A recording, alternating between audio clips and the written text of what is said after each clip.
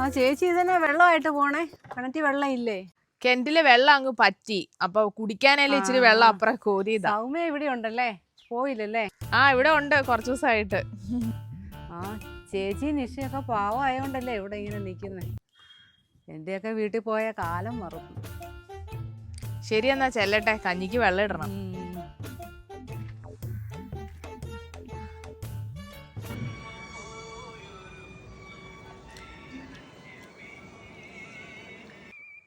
എടീ, നിനക്ക് ആ അടുക്കളയിൽ ചെന്നാ ആ പെങ്കൊച്ചിന് എന്തെങ്കിലും സഹായിക്കാൻ പറ്റും? ചേച്ചി അടുക്കള ചെയ്തോളാന്ന് പറഞ്ഞല്ലോ, പിന്നെ ഞാൻ ഇച്ചിരി വെള്ളം പോയി കോരിക്കൊണ്ട് വന്ന എനിക്കൊരു ഉപകാരം ആയേനെ. പിന്നെ ഞാൻ ഈ അവിടെ വെള്ളം കോരാൻ പോയിട്ട് വേണം എന്താ ഇവിടെ നിൽക്കുന്നേ, വീട്ടിൽ പോകാറായില്ലേ എന്ന് ചോദിച്ചോണ്ടിരിക്കാൻ.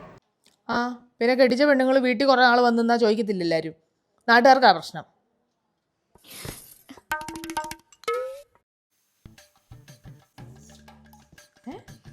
സാമ്പാറിന് കരിവേപ്പില ഇടുവോ? ഞങ്ങളുടെ നാട്ടിലൊക്കെ ഇടും. എനിക്കും അറിയാം. ചേച്ചിക്കറിയാവോ എന്ന് ഞാൻ ശ്രദ്ധിച്ചതാ. ഫോൺ അടിക്കുന്നുണ്ടല്ലേ, എപ്പോ വരാവേ.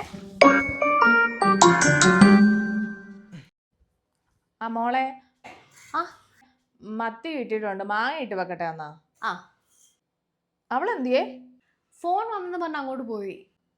ഫോൺ വന്നോ? ഫോണിന്റെ ഒച്ച നിഷ കേട്ടായിരുന്നോ? ഇല്ല. അവളുടെ ഫോൺ ഇവിടെ റിങ് ചെയ്യുന്ന ആരും കേൾക്കത്തില്ല. ചിലപ്പോ വൈബ്രേഷനിലെങ്ങാനും ആണെങ്കിലോ? എന്റെ പൊന്നു നിഷേ, ഇങ്ങനെ പഞ്ചഭാവ ആവാതെ.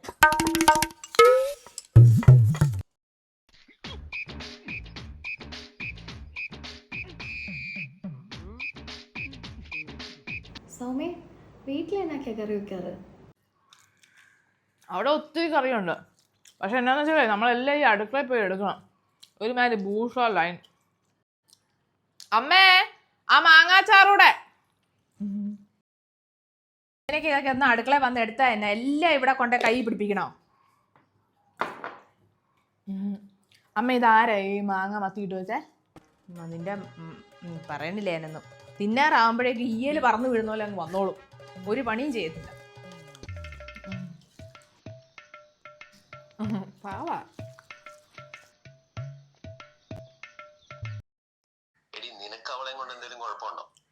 എനിക്ക് കുഴപ്പമൊന്നുമില്ല. അല്ല, അമ്മയോട് അപ്പുറത്തെ ഇപ്പുറത്തെ വീട്ടിലെ ആൾക്കാരൊക്കെ ചോദിക്കുന്നു അവൾ എന്നെ ഇവിടെ വന്ന് നിക്കുന്നേന്ന്. അത് സാരില്ലെന്നേ, നിനക്ക് കുഴപ്പമില്ലല്ലോ, അവളവിടെ നിക്കട്ടെ അല്ലെ. പിന്നെ ഈ നാട്ടുകാരൊക്കെ എന്നാ പറയും, നമ്മൾ അവരോടെല്ലാം മറുപടി പറയേണ്ടി വരും, മനസ്സിലായോ? അവിടെ നിക്കട്ടെ. വേറെ കുഴപ്പമൊന്നുമില്ല, അങ്ങനെയൊക്കെ പോകുന്നു.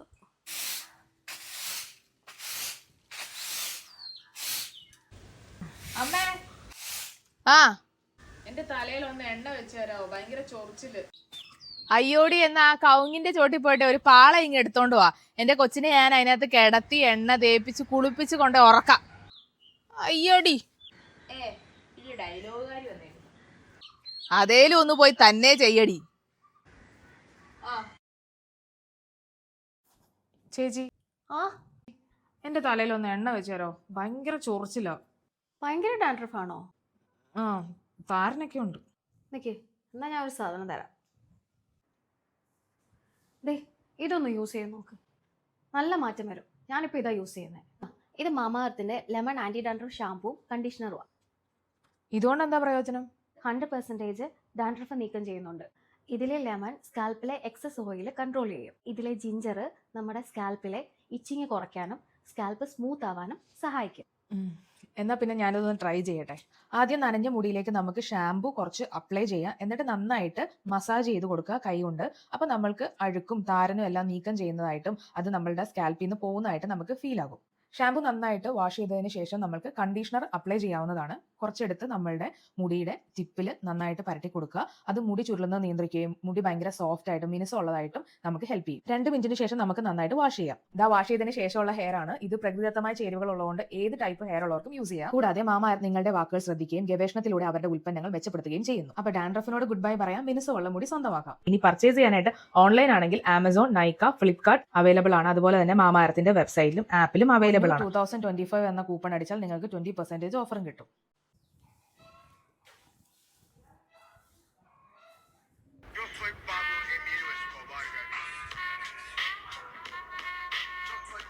ഇവളുടെ ഫോൺ അടിക്കുവോ? ആ ഹലോ. ആ എന്നാ ഉണ്ട്? സൗമ്യ എന്തിയേ? സൗമ്യ എന്നെ വിളിച്ചായിരുന്നു, ഞാൻ പള്ളിയിലായിരുന്നോണ്ട് ഫോൺ എടുത്തില്ലേ. അവളാണ്ട അപ്പുറം എവിടെയാണ്ടാ. സൗമ്യ എപ്പോഴാ വരുന്നേ?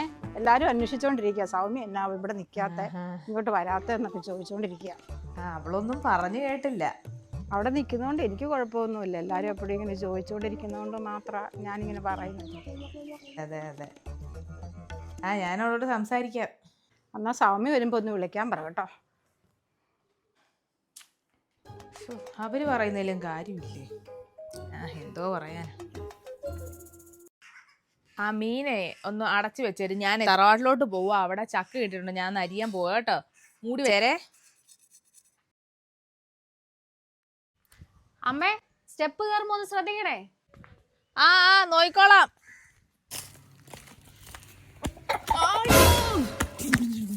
ആ എക്സ്റേ എടുത്തപ്പോൾ വലിയ പൊട്ടലൊന്നും അല്ല, പക്ഷേ എ ലൈൻ ഫ്രാക്ചർ ആണ്. 2 ആഴ്ചത്തെ ബെഡ് റെസ്റ്റ് വേണമെന്നാ പറഞ്ഞേ.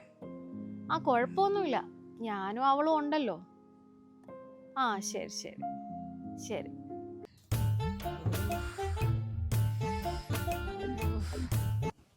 അമ്മേ, മനസ്സിലായല്ലോ. ഒരു കാര്യത്തിന് ഇവിടുന്ന് അനങ്ങരുത്. എന്തെങ്കിലും ഉണ്ടെങ്കിൽ ഞങ്ങൾ നോക്കിക്കോളാം. എൻ്റെ പ്രാണം പോകുന്ന വേദനയാണ്. അമ്മ ഇപ്പം എങ്ങനെയുണ്ട്? കുഴപ്പമില്ല, വേദനയുണ്ട്. അമ്മ ചെറുപ്പം പോലെ ഞങ്ങളോട് പറയുമായിരുന്നു, അമ്മ ഇല്ലെങ്കിൽ നിങ്ങളൊക്കെ അനുഭവിക്കുമെന്ന്. ശരിയാ, ആ അവസ്ഥ എനിക്കിപ്പോൾ മനസ്സിലാവുന്നുണ്ട്. അതുകൊണ്ട് ഞാൻ എൻ്റെ ഇച്ചാൻ്റെ വീട്ടിലോട്ട് പോവാം. ഈ കിടപ്പ് എനിക്ക് എപ്പോഴും കാണാൻ പറ്റത്തില്ല അമ്മ. കണ്ടോ നിഷേ, ഈ സമയത്തല്ലേ അവളുടെ സഹായം ഇവിടെ വേണ്ടത്.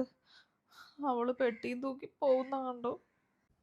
അമ്മ ഒന്നുകൊണ്ടും വിഷമിക്കണ്ട, വീട്ടുകാരിയും അമ്മയും ഞാൻ തന്നെ നോക്കിക്കോളാം.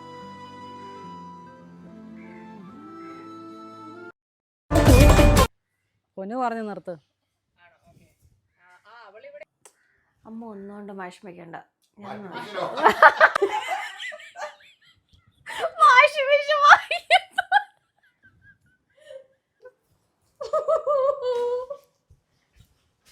Please subscribe my channel.